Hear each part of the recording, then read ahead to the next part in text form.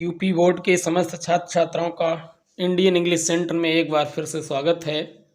छात्र छात्राओं, जैसा कि आप पढ़ ही चुके हैं कि ये जो हमारा पाठ है 12 में, जिसका नाम है जातक कथा, इस जातक कथा पाठ से पहले ही हम आपको ये दो भागों में विभाजित किया गया है। एक है हमारा उल्लूक जातकम और दूसरा है नृत्य जातकम। तो उल्लूक जातकम इस भाग को हम पहले ही अध्ययन कर चुके हैं और आज हम इसको नृत्य जातकम का अध्ययन करेंगे, क्योंकि ये हमारा महत्वपूर्ण भाग है नृत्य जातकम का।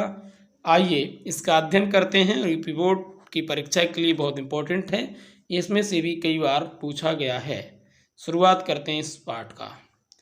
जैसा कि हमारा यहाँ से है नृत्य जातकम, ये जो पाठ है हमारा, इसको हम लोग समझ लेते हैं और पढ़ते हैं। नृत्य जातकम, यहाँ से शुरुआत करते हैं।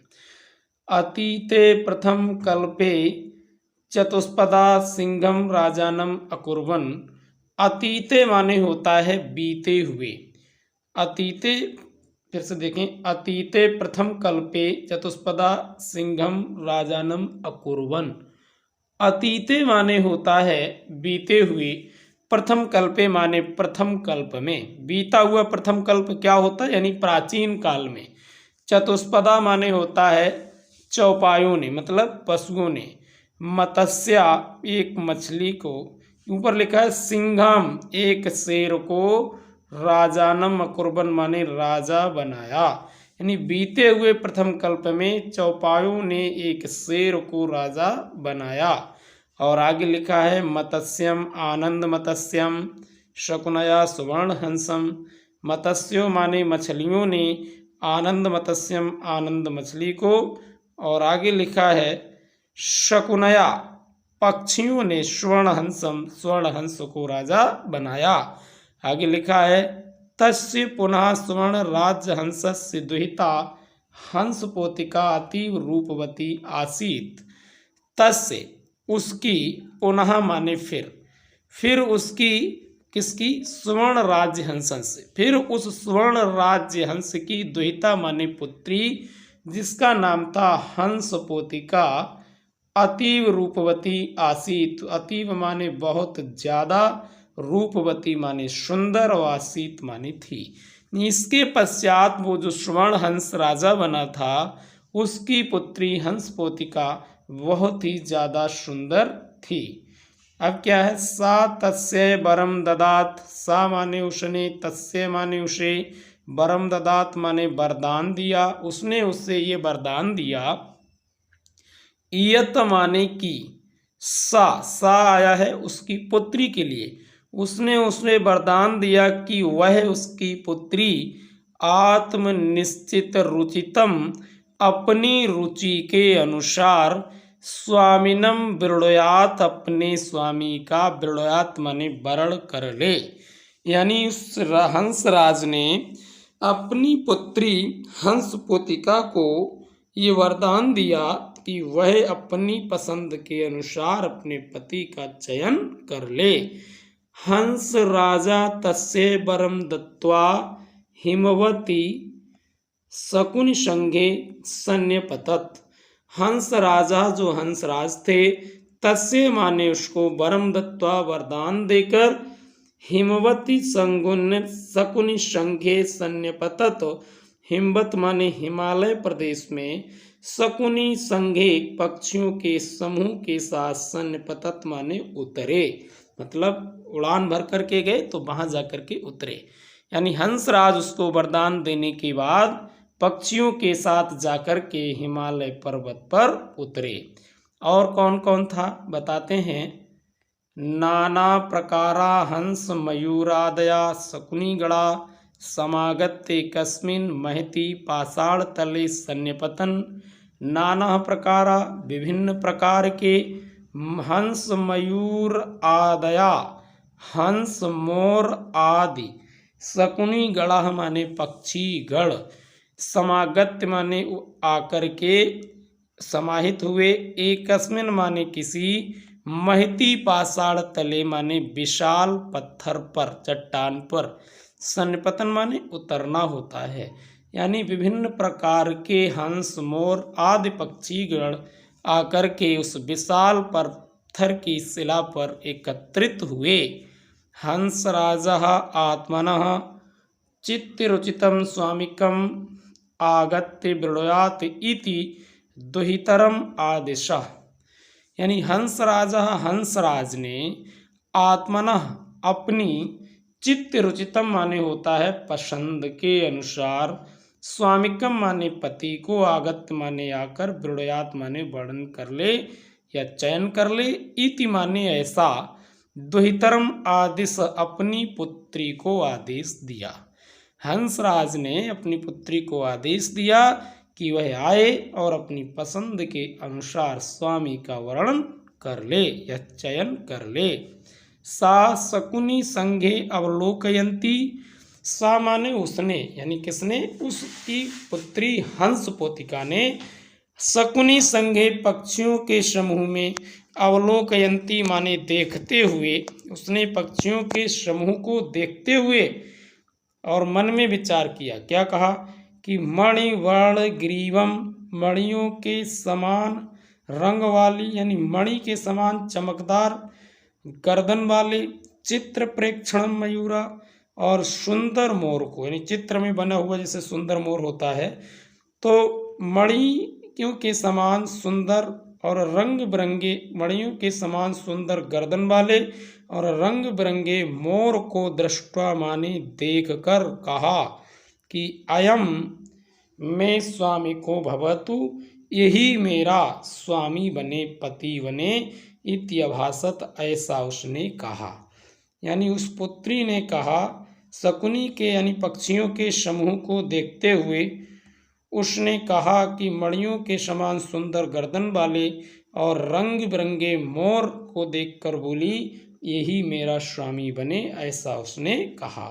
अब जब ऐसा कहती है, बहुत सारे पक्षी होते हैं, उन पक्षियों में से जब मोर को चयनित किया जाता है उसका स्वामी बनने के लिए, तो मोर को बड़ा घमंड हो जाता है।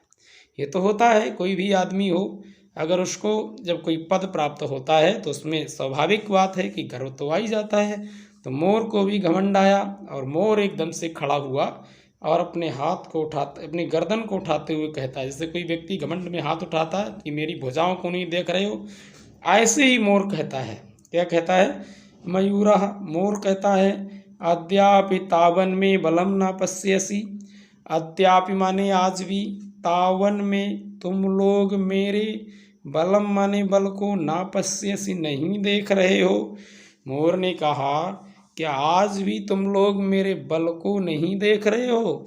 इति माने ऐसा, अति गर्वेण, बड़े घमंड के साथ उसने कहा, क्या तुम लोग आज मेरे बल को नहीं देखते हो? और लज्जाम चा त्यक्त्वा, अपनी शर्म को त्यागते हुए कहा, तावन महिता शकुन संघस्य मध्य, और तावन माने उन समस्त, महिता माने बहुत बड़ी विशाल भीड़, शकुनी संघस्य पक्षियों की विशाल भीड़ के सामने, मध्य माने मध्य में, यानी बड़े घमंड के साथ कहा कि क्या आज भी तुम मेरे बल को नहीं देखते हो? और लज्जा को त्यागते हुए उन समस्त पक्षियों की भीड़ के मध्य पक्षों प्रसारे, अपने पंखों को फैलाकर, नर्तितुम आरब्धवान माने नाचना शुरू कर दिया।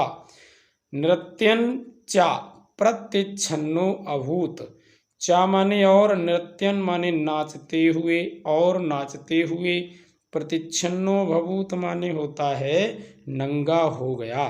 यानी मोर नाचते नाचते सभा के बीच में पंखों को फैलाकर नाचने लगा और नाचते नाचते वो नग्न अवस्था में आ गया। स्वर्ण राज्य हंसा लज्जिता, स्वर्ण राज्य हंस जो थे, जो राजा थे स्वर्ण राज हंस, वो लज्जिता माने शर्मिंदा हो गए और कहते हैं, अस्येव नएव ही अस्ति बहरणाम समुत्थाने लज्जा, अस्येव नएव ही अस्ति, ये उचित नहीं है अब बहराणाम समुत्थाने लज्जा। वरणाम समुत्थाने कहता है पंख उठाने में, यानी जिसे पंख उठाने में बिल्कुल भी लज्जा नहीं आती है। ना अस्मय, ना माने नहीं, अस्मय माने ऐसे, गतत्रपाय माने होता है लज्जा रहित या बेश्रम को, स्वदुहितरम अपनी पुत्री दास्यामि माने दूंगा इति कथत, ऐसा उसने कहा। यानी स्वर्ण राजहंस को शर्म लगी, शर्मिंदा हुए और कहा ऐसे मोर को जिसे पंख उठाने में बिल्कुल भी लज्जा नहीं आती है, मैं ऐसे बेशर्म को अपनी पुत्री नहीं दूंगा, ऐसा स्वर्ण राजहंस ने कहा। जब उन्होंने ये कहा कि ऐसा मोर जिसे पक्षियों के सामने पंख उठाने में लज्जा नहीं आती है, मैं ऐसे बेशर्म को अपनी पुत्री नहीं दूंगा। जब वो ऐसा कहता है स्वर्ण राजहंस तो मोर को गुस्सा आ जाती है और मोर कहता है, आगे और थोड़ा सा पढ़ेंगे। हंस राजा ततैव परसिन मध्य आत्मना भगिन्याय हंस पोतकाय दुहितरम ददात। हंस राजा माने जो हंसराज थे, तदैव माने उसी समय, परिसन मध्य सभा में उपस्थित या सभा के बीच में उपस्थित, आत्मना भगिन्याय अपने भांजे, हंस पोतकाय हंस पोत के लिए, दुहितरम ददात अपनी पुत्री दे देता है।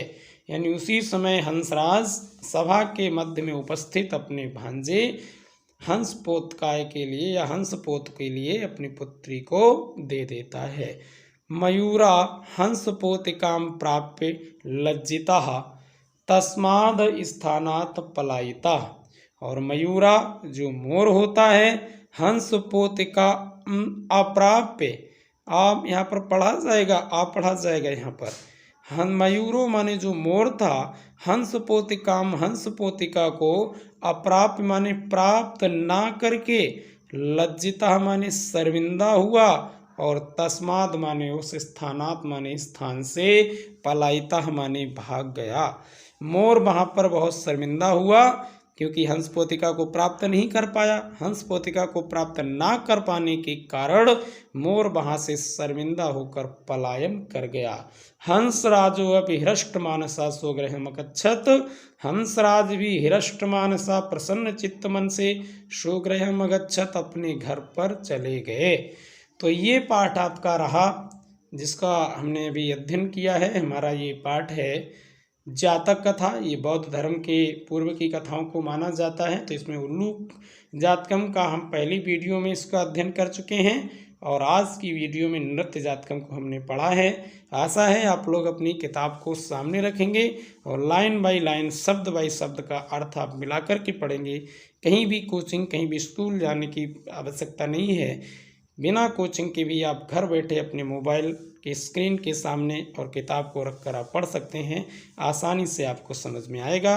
और वीडियो अच्छी लगे तो लाइक करें, चैनल को सब्सक्राइब करें और अपने साथियों में भी शेयर करें। आज की वीडियो में बस इतना ही।